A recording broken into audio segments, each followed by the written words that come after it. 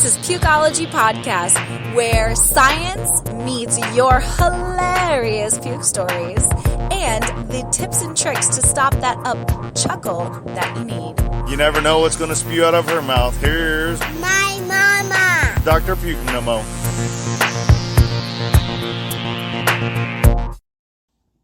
Congratulations, ladies, you're pregnant. So do you want to know what each trimester has in store? Or maybe you're desperate to find a natural remedy or relief from pregnancy symptoms like morning sickness, leg and back cramps, breast tenderness, or even those swollen feet. Then Pregnancy Pukeology Podcast, Episode 20, Pregnancy Symptoms by Pregnancy Trimesters is perfect podcast for you. Want no more morning sickness, pregnancy nausea, or how about no more headaches or migraines? Visit our sponsor, nomonausea.com, the only natural way to instantly stop your worst nausea, vomiting, or headaches now. Or just place No More Nausea Band on your baby registry for your delivery bag at Bye Bye Baby, or get it in 2 days, ship free on Amazon Prime. Or just buy it when you're buying groceries at Super Value, Shop and Stop. And note that your little ones are always taken care of with the first and only No More Nausea Kids now available at your local CVS and Long's Drug Store. You'll hear hilarious puke stories about pregnancy humor that may just make you want to pee your pants. Like you don't have to pee all the time anyway, with crazy stories like facial flush, barista serving up that barf, or tell all on the table. If you want to learn more about your pregnancy, humor and knowledge is the key to help you survive these 9 months. And just know we're in this together. Today, you will learn the science behind the categorical changes that pregnant women go through in each of the 3 trimesters. From why you get the wolf-like smelling, the pain in your pelvis, even when everything is okay, and the bladder of a peanut. Most importantly, I'll help you relieve the 7 most common and uncomfortable pregnancy symptoms naturally. The science of puke, Pukeology. All good things come in 3s. That's why there's 3 trimesters. Okay, no, for real, it's because of the fact that your 40 weeks, when you look at it as an entirety, is divided into 3 separate sections. The first trimester is from conception to the end of week 12. Again, there are 12 weeks inside of your first trimester. Categorized by changes that usually are associated with the most extreme changes that you will have. People say they hate the first trimester, but again, there's some beauty in it. This is when organogenesis is happening. Your baby is growing. Literally, the organs are forming. And this is creating the child that you will end up giving birth to or deliver. So it is a beautiful thing, but it's associated with lots of hormonal experiences. Some will experience nausea and vomiting. The age-old morning sickness. Spoiler alert. I totally have the best helpful morning sickness remedy. It's phenomenal, called No More Nausea. I know we shouted them out at the beginning, but I'm serious. It combines acupressure with essential oil, and it really helps to instantly stop moms from puking. It's perfect. Other women will get crazy cravings during their first trimester. Mine personally was pickles, popcorn, and mustard, all over both of them. Oh yeah. If you ever found me at any of the amusement parks, you will see that I have a popcorn in one hand, pickle in the other, and I loved mustard. Well, what my body was trying to tell me is that I was craving high potassium foods and salty foods because I was getting bad, terrible cramps.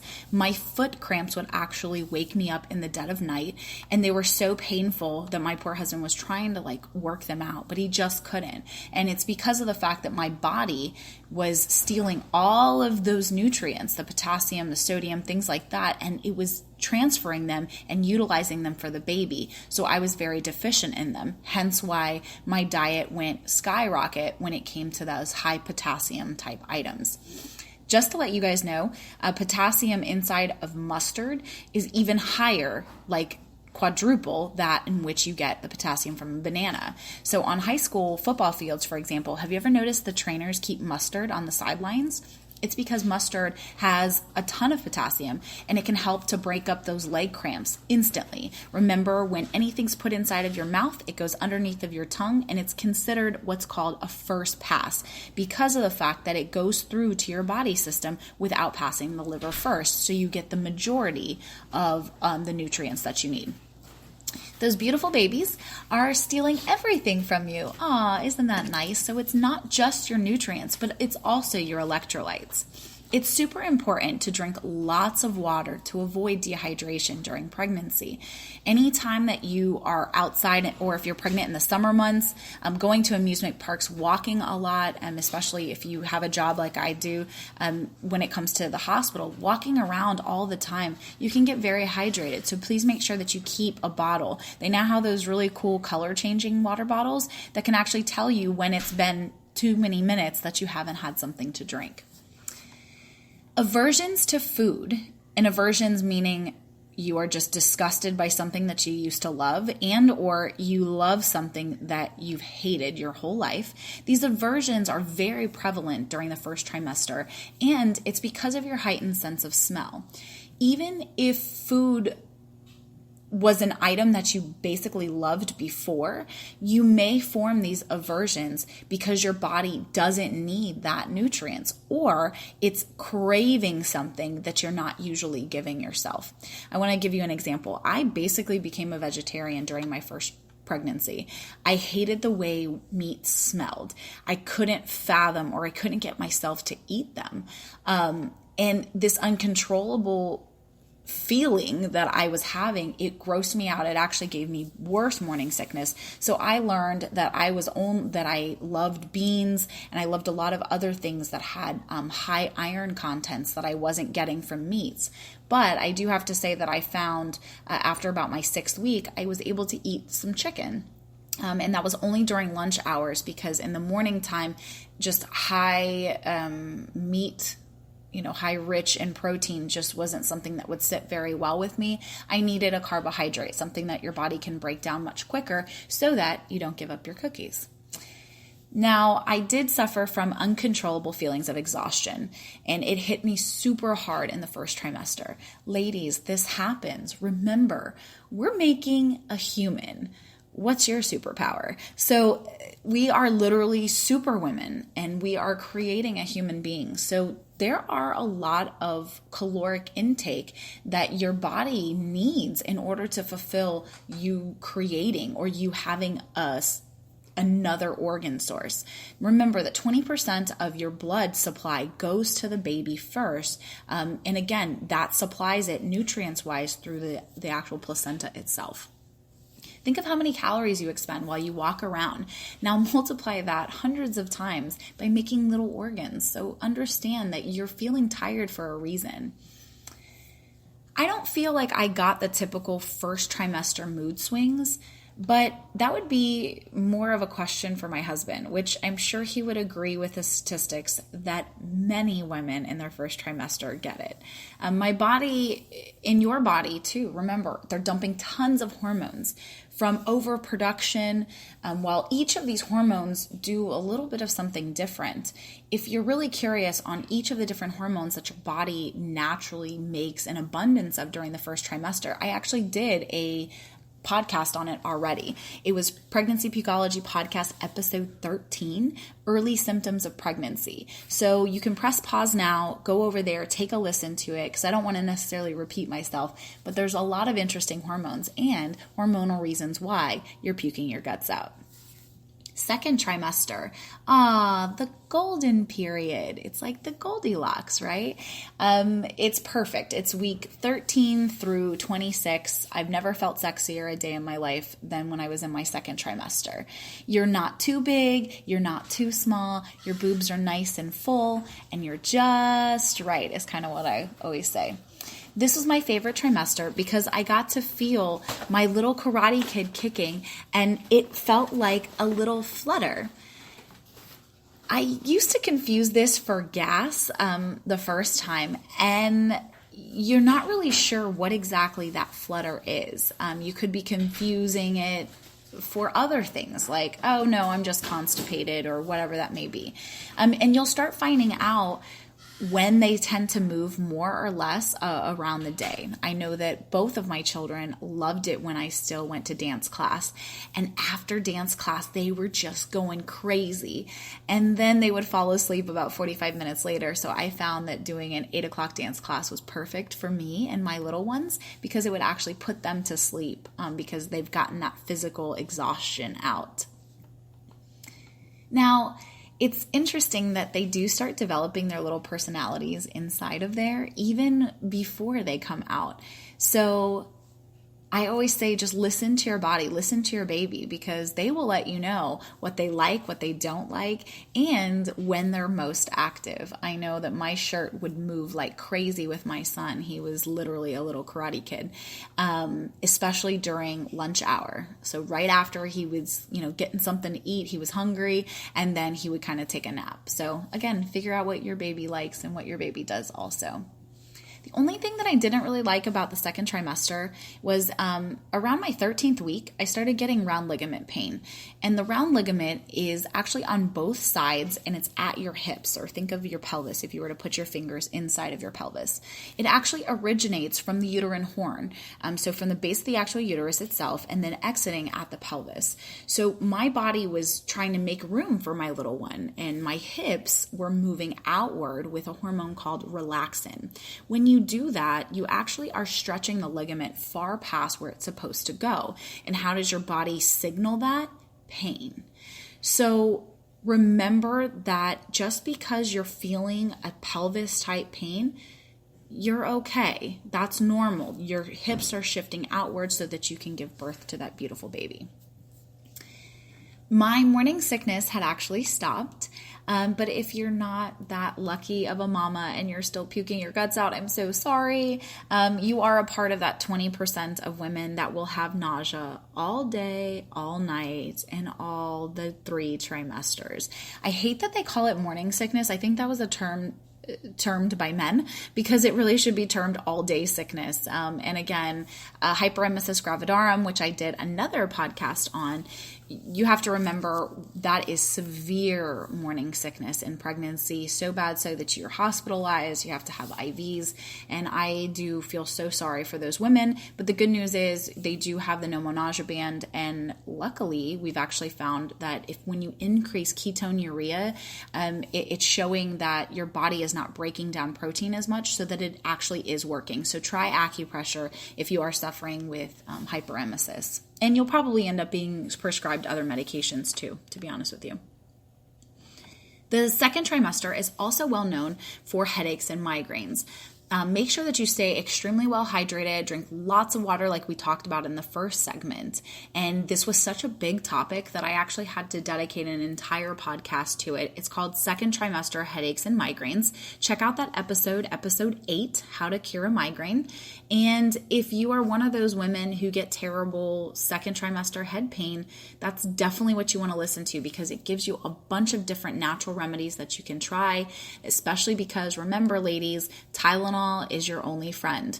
Don't take aspirin, ibuprofen, Aleve, all of those because they will thin out your blood, and that's not what you want, especially when your body is naturally going to be losing 500 to a liter of blood during childbirth. So please make sure that you stay away from any of what we call NSAIDs, non-steroidal anti-inflammatories. Now, my boobs didn't start getting full until about my third trimester, and you may start getting increased sensitivity in your second. So welcome to the third trimester. You'll get nice big porn star boobs. The third trimester is from week 27 to the end of pregnancy. Notice how I said the end of pregnancy and not 40 weeks because every pregnancy is different. Some babies will get their eviction notice early, like I did, and some will want to bake in there forever and stay in there until 41 weeks. Again, what is recommended is that you deliver by 40 weeks, so some of you might actually get scheduled for an induction at your 40th week mark. Again, baking too early or too late is considered unsafe, and there are reasons for that. 37 weeks is considered full term. That is when I delivered both of mine. With one, I had a complication. With the other, I didn't know that I had complications until the actual emergency C-section and the way that it ended up pursuing. So again, every pregnancy is going to be different. Your baby is getting super strong by this point and might even kick the crap out of you. I say that because I've actually seen patients who have had their ribs broken by their babies from the inside. I can't imagine how much pain that is. The good news is that there are things called blocks where they can place local anesthetics to help decrease the pain with an infusion catheter. So you don't have to worry about all of that excess medication or a lot of pain medication going to the baby. Now there's other things that can be done inside of your body, which has a decreased amount of medication given to the baby. And again, those are called local anesthetic blocks. So remember that these patients that I talked about that got their ribs broken, they clearly needed more calcium in their diet, but they still have little Bruce Lee babies, so you can get a chuckle at that. But again, make sure that you are having high calcium diet. Because these babies are so heavy, your body is running out of room. It is very common that babies will sit on your bladder in the third trimester, and this will cause you to have to pee every couple of minutes. But if you ever wondered why you peed the same amount, like a ton, in your first trimester as you did in your third, there is hormonal changes that were happening. So go visit episode 12, Frequent Urination in Pregnancy podcast that I already talked about. It gives you the science behind why women have to pee all the darn time in all of the different trimesters. So on the same line as extra fluid, your body is actually naturally producing 500 to about a liter more of blood. And that's to compensate for the potential blood loss at delivery. Yes, the minimum amount that I've ever really seen upon a natural delivery is 250 to 300. And again, the most I've seen is liters and liters of blood that can be lost. So your body is naturally upscaling the amount of blood that it produces, and you can help yourself out by drinking lots of water. Remember, this extra fluid will cause the uncomfortable cankles that some of you will actually see. That's when gravity is pulling the hardest. And where does it pull hardest? At your feet. So make sure that you have your blood pressure checked. If you are having these massive cankles and or pitting edema, which means if you were to put your fingers on your shin and you go to feel the bone, if when you relieve your finger, you notice that the imprint of your finger is still there, that's what we call pitting edema. And you do have to worry about severe high blood pressure in pregnancy. And this can lead, obviously, this can be preeclampsia, and then this can lead to eclampsia, which is when such high, horrible blood pressure that you start seizing. The only remedy, take baby out. So again, make sure that you talk to your OBs and that you're getting your blood pressure checked on a regular basis to make sure that you're avoiding this. Now, we talk about your nipples getting darker during the third trimester. They start to get engorged with milk. And remember, they could potentially start leaking. If you're one of those moms, I envy you. I wish that mine were just fully, I wish I was Betsy the cow during my third trimester, but I wasn't. It did take the baby to be able to suck out that colostrum, or that very nutrient-rich I would say oil-based that comes from your nipples first. Remember that your baby is getting what it needs, even though it's really hard for you to actually be able to measure it. Some of you will get your very own super soakers. Yay! And with those dark nipples, they really do look like super soakers. It's so that your baby can find your nipples whenever, because remember, they see more of like a black and white. Red is then the third color that they start to see. So that's why a lot of people will paint the nurseries black, white, and red, because that's what their babies can actually see at the very beginning. If you use your super soakers, you can get your man's attention when you want it and literally squirt him from across the room. I have seen that as well.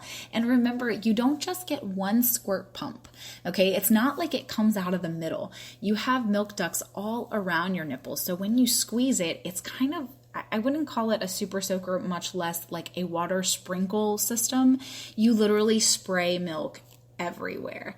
And it will definitely get your husband's attention if you are spraying him with your boobs.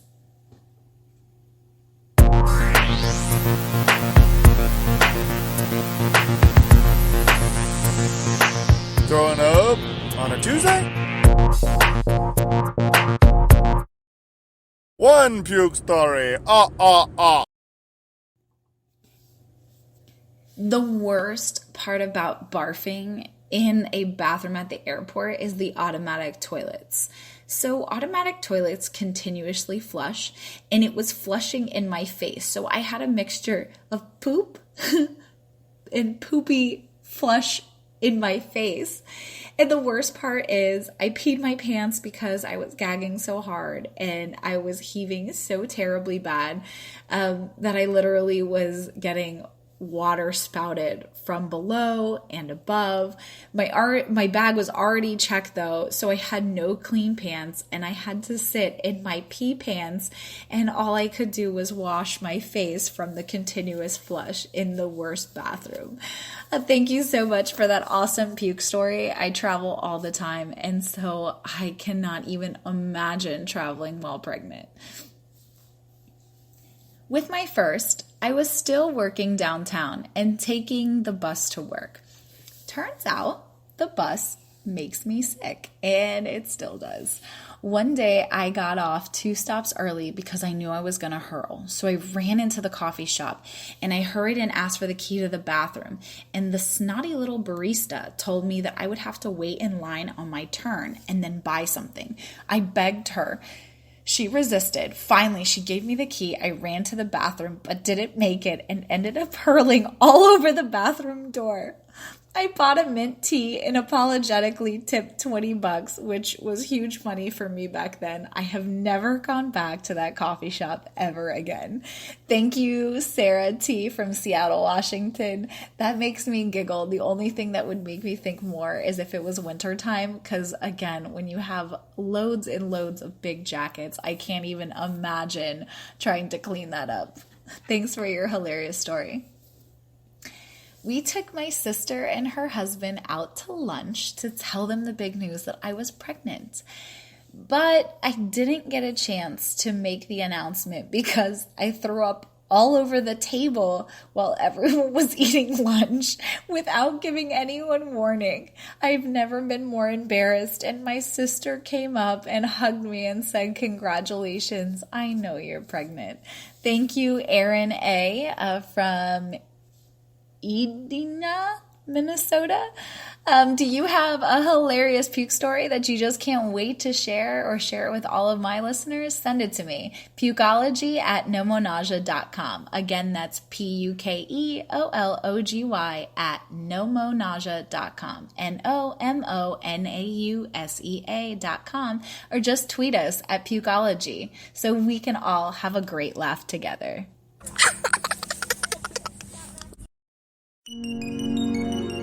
Tips and tricks to stop the up chuckle that you need.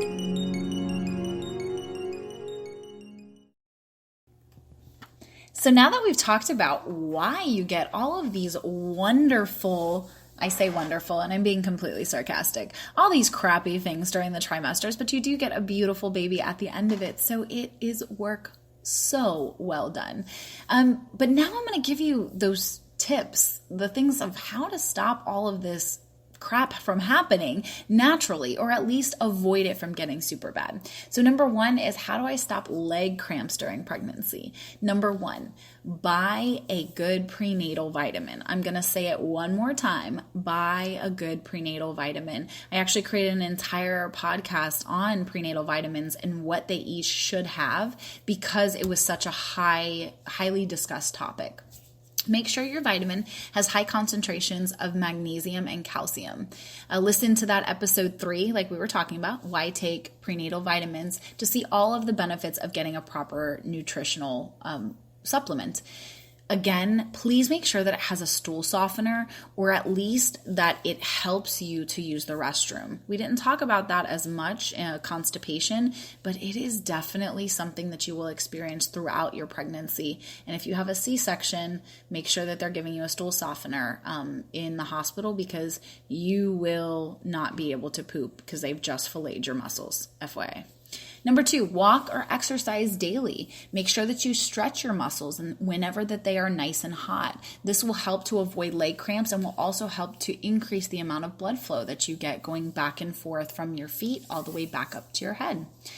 And don't be so ladylike. Ladies, wear pants. Yes, go buy pregnancy pants and uncross your legs.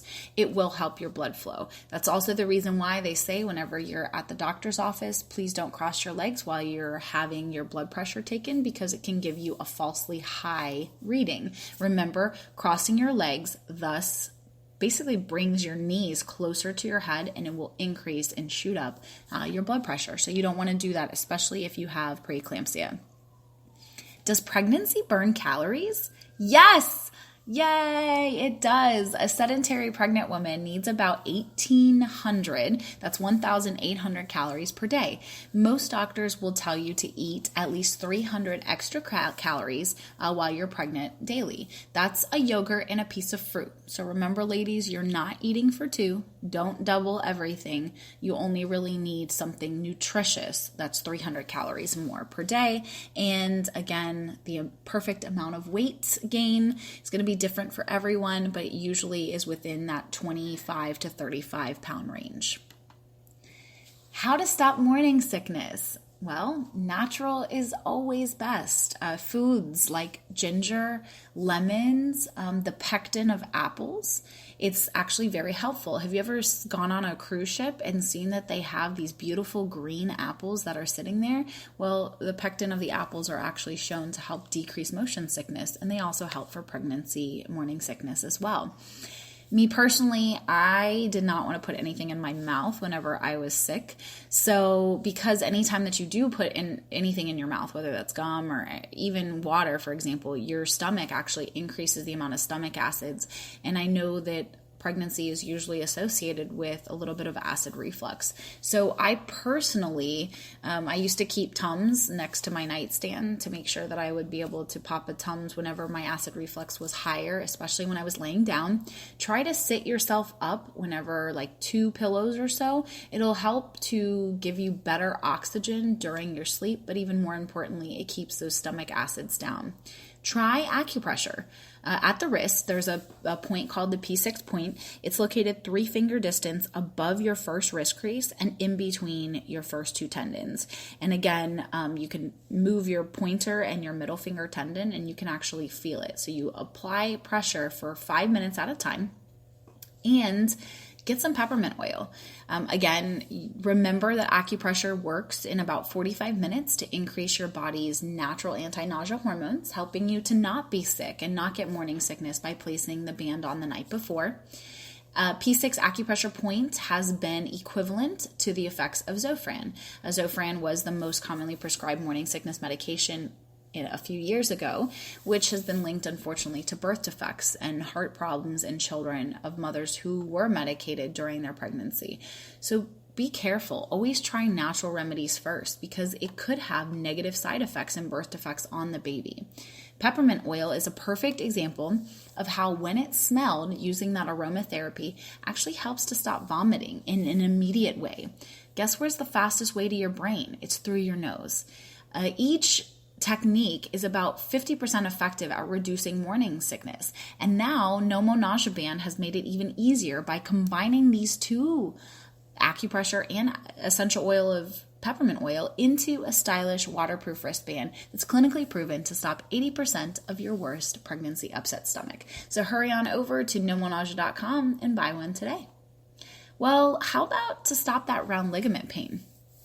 Number 1, before you cough or sneeze, bend at the hips. This will avoid pulling on the ligament with any type of rapid movements. So anticipate before you're about to stretch or pull it. Yoga.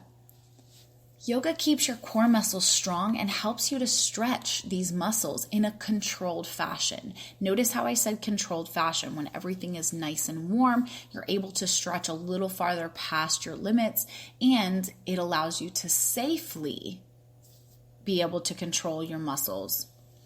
Use a heating pad or some Tylenol if you have to. Try sitting in a hot bath, not too hot. Remember, we're really not supposed to be inside of spas or jacuzzis, I should say, because the temperature. Keep it under 100.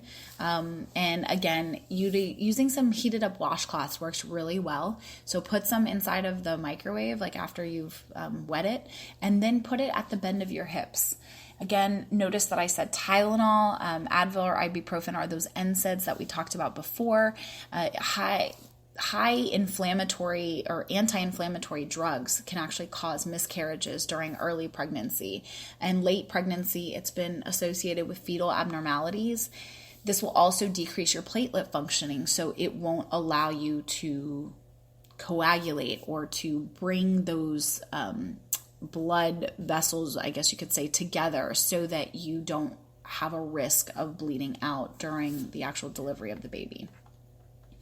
So how do you get ready for breastfeeding? Well, my Peruvian aunt gave me the best advice. While you take a shower, literally grab a washcloth and scrub your nipples. I know they're sensitive, but it's nothing like a little small human mouth sucking, biting, and playing with them. So get them ready now. So again, squeeze your boobs in the shower. Again, it's not just great for getting that colostrum out, which is that super yellowish thick stuff leaking from your boobs that's full of nutrients during the first 3 days of life that your baby has. But remember that pulling and sucking motion and really squeezing it out will also help you if you ever get mastitis. Ouch. I've had it twice. Mastitis is when your milk duct gets clogged. Again, the milk isn't flowing and it gets infected when it basically pools there. So your boob will turn bright red, and trust me, you will know that you are having mastitis because it's painful. But how do you relieve it? Have that baby suck that thing right on out, and or you literally milk yourself in the shower. Why are you peeing all the time? Bladder training exercises include Kegel muscle workouts. So let's try it together. Just squeeze your vagina together, or squeeze that muscle whenever you would try to pee, and then relax it and squeeze it and relax it. Your husband will also love you for this because you'll also get a little horny too. And you can't get pregnant again, so go for it. And this is those muscles. The Kegel muscles are the muscles that help you to stop you from peeing whenever you're in full stream. Remember, you have two sphincters. You can control your outer sphincter. That's the one that you can stop whenever you're peeing. But the inner sphincter, you can't necessarily control. But if you have a strong pelvic floor, it will decrease the chance of you being loosey-goosey and peeing on yourself all the time. So try to avoid drinking anything before bed, and don't have caffeinated drinks. Remember, you're only really allowed 1 cup of caffeinated beverage a day. Caffeine is a natural diuretic. So it will make you have to pee all the time, regardless if you're pregnant or not. And make sure that you get enough fiber in your diet. Avoiding constipation will help to decrease the weight and the stress on your pelvic floor so that you don't have to pee all the time anyway. So how do you decrease those swollen feet during pregnancy? Well, avoid standing or sitting for long periods of time. Sometimes you just need to get your feet up higher than your heart, and that will help to naturally, with gravity, bring that down. Try to wear those comfortable shoes, okay? And make sure that you find something that allow your feet to be mobile, allow your feet to swell a little bit. Tennis shoes are great and all, but the problem is they sometimes can have little holes through them. So again, that will be good for those breathing of your feet. And then my favorite, compression stocks or support hose. I use them every day in the hospital. It is super important. They help to pump blood back up to the brain. Think of it as a device for your feet in which in your third trimesters, if you have not seen it yet, it helps to decrease those varicose veins. Varicose veins are those nasty, ugly, big, huge, thick veins. And it will help that because of the fact that it's really moving the blood instead of having it pool lower behind. So now that you guys know the science behind each of the 3 trimesters, from why our nipples get darker to why we have swollen feet, why we have to pee, and we got the answers that is the absolute best on how to help stop having morning sickness, how to make sure that you don't have any more round ligament pain, and even more importantly, how to stop those leg cramps. I want to thank you because Pregnancy Pukeology podcast will give you the best information about pregnancy that there is up to date. If you love me, Dr. Pukenemo, and Pregnancy Pukeology podcast, let us know. Give us that 5-star rating or hearts for likes. Don't forget to download this episode, but most importantly, share it with all your prego friends because you know that they're wondering what's coming up next, what next trimester has to be in store, and or if you have friends that are just thinking about getting pregnant. This is the podcast, Pregnancy Pukeology podcast for you. Thanks again for listening and share it with any and all of your pregnant friends because we truly are in this together. Pukeology Podcast, edutainment at its finest.